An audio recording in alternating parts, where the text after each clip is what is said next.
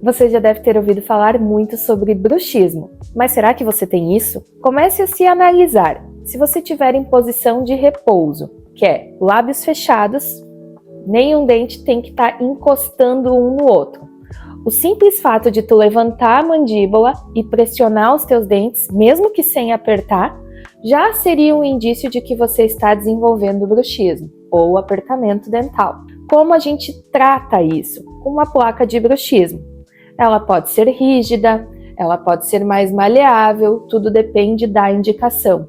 O ideal é que você venha para o meu consultório para a gente fazer uma avaliação e decidir qual é o melhor tratamento para você.